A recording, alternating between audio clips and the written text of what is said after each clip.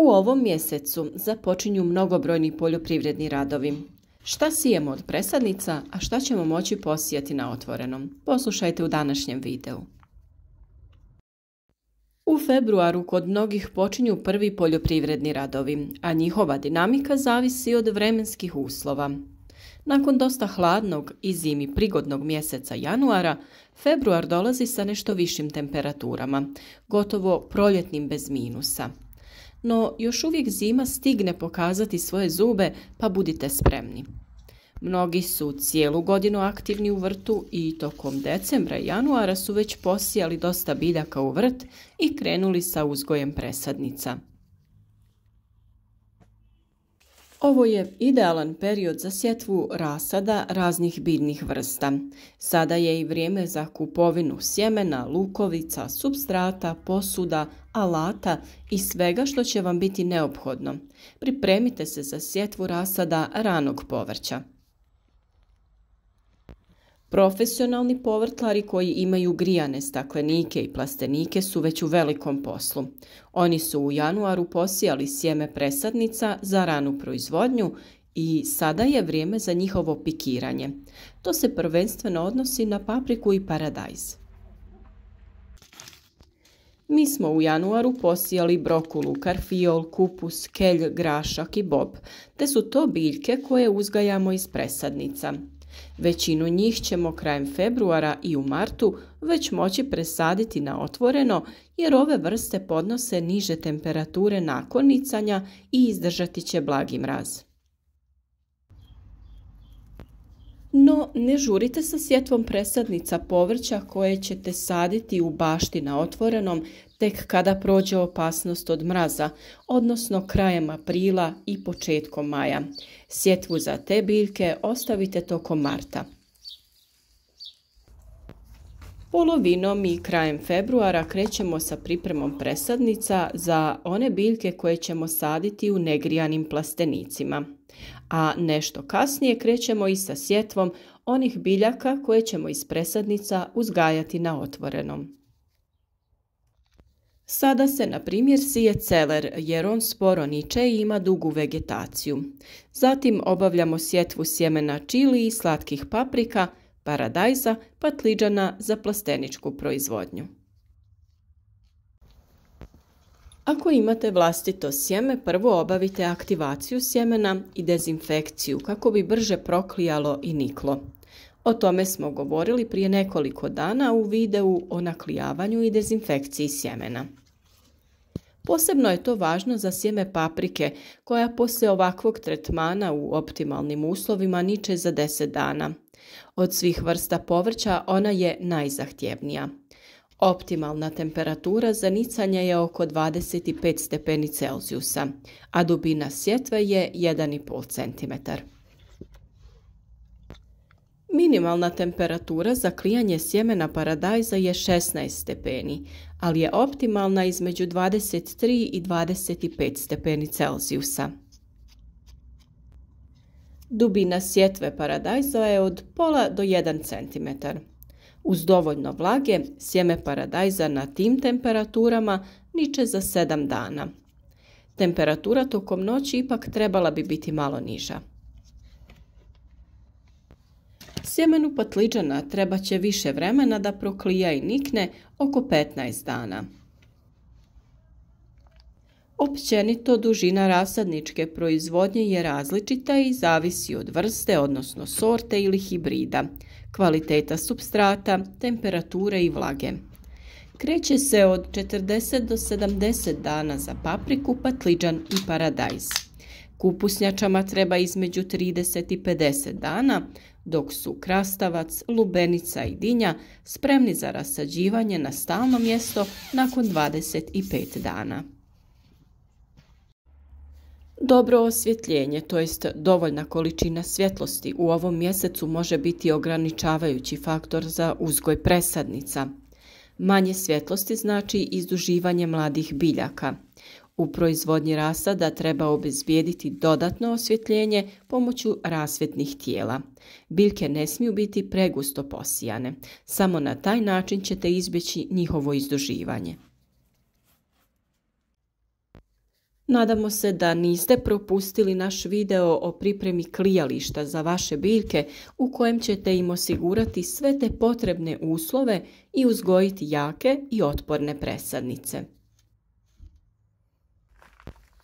Kod nabavke supstrata birajte kvalitetne sa dovoljno hranjivih materija za početni rast mladih biljaka.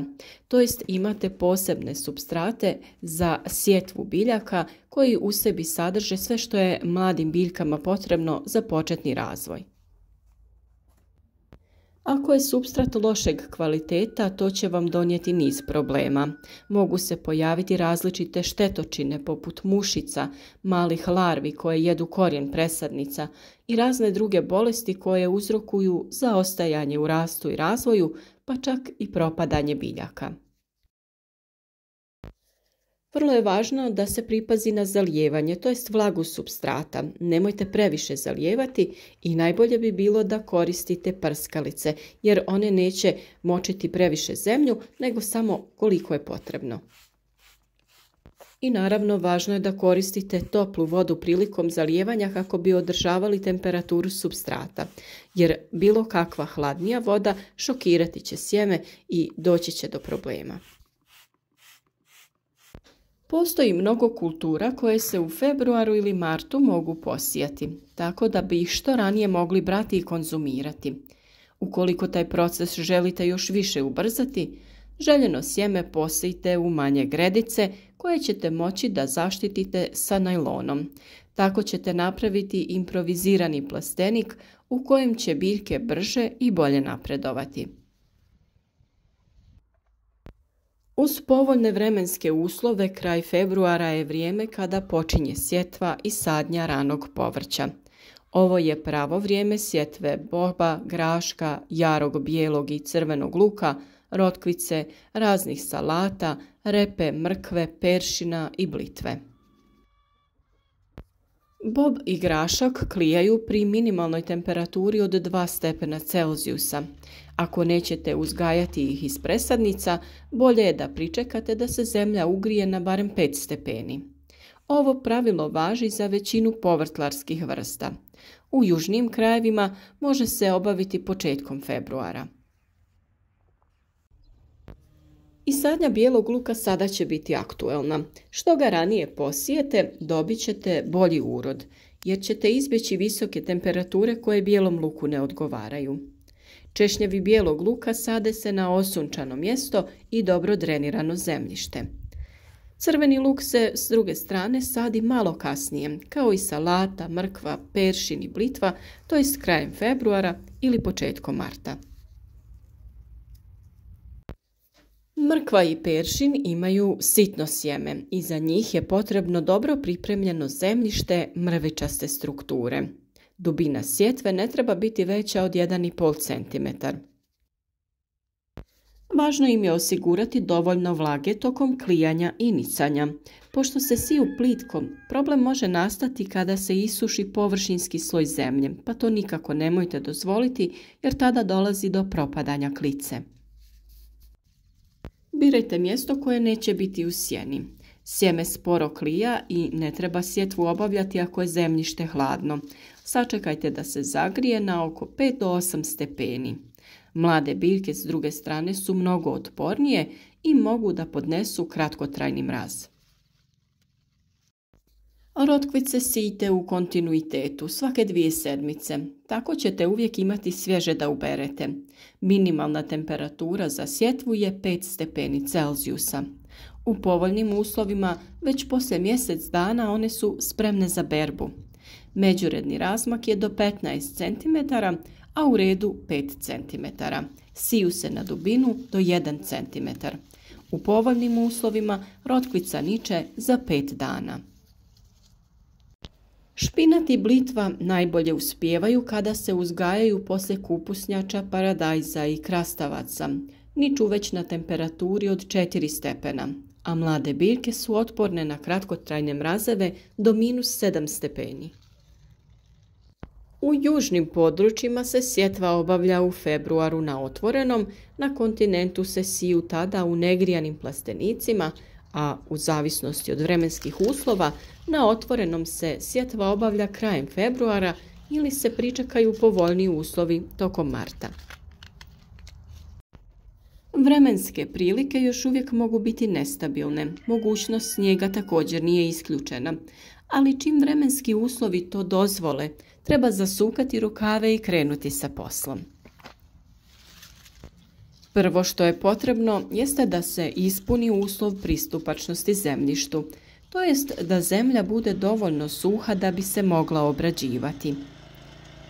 Posao prije svega podrazumijeva obradu zemljišta. U zemlju je potrebno unijeti stajsko gnojivo, humus, glistinac ili neko umjetno gnojivo, ovisno o vrsti zemljišta u koju sijemo povrće, o prethodnim kulturama koje su tu uzgajane i naravno samoj potrebi zemljišta za određenim hranjivima. A sada idemo malo do voćnjaka, gdje se trebaju odraditi svi poslovi o kojima smo već govorili u videima na našem kanalu, a možda ih niste na vrijeme odradili. Sada je idealno vrijeme za orezivanje radi podmlađivanja voćnjaka. Počinje rezidba koštičavog i jabučastog voća. Uskoro će početi vegetacija, pa treba orezati kruške, jabuke, šljive, dunje, trešnje, višnje i crne ribizle. A nakon što ste to odradili, počnite sa zaštitom, to jest prskanjem voćaka. Ukoliko do sada niste odradili krečenje voćaka, možete to sada uraditi ili možete ponoviti taj postupak kako bi sporili vegetaciju i spriječili pupanje, jer najavljuju toplije vrijeme i to neće biti dobro za voćke. Obiđite i vaše pčelinjake, pregledajte vaše pčelinje zajednice. U januaru se nastavlja poluaktivno stanje pčelinjih društava u zimskom klubetu. Ukoliko je potrebno, prihranjujte gladne pčele da ne bi uginule. Ukoliko nemate zemljišta, sada je idealno vrijeme da pripremite izdignute gredice i pripremite sebi prostor u kojem ćete uzgojiti velik broj biljaka. Ne bi vjerovali koliko produktivna može biti jedna mala gredica. Ona je i pogodna za prekrivanje kako bi zaštitili mlade biljke. Zemlja u njoj je rahla i plodna, te je samim tim idealna za uzgoj. Za svaku temu koju smo u ovom videu spomenuli imate poseban video, bilo da se radi o izradi uzdignute gredice, prihrani i obradi zemljišta ili pojedinačnom uzgoju biljaka, orezivanju voćaka, naklijavanju sjemena. Ukoliko se ne snađete, pišite nam u komentaru koja tema vas zanima, pa ćemo vam mi staviti link za željeni video. Podržite naš rad, ostavite like, zapratite kanal, naučite nešto novo. Obavite sve poslove na vrijeme i družite se s nama svaki dan uz novi video savjet.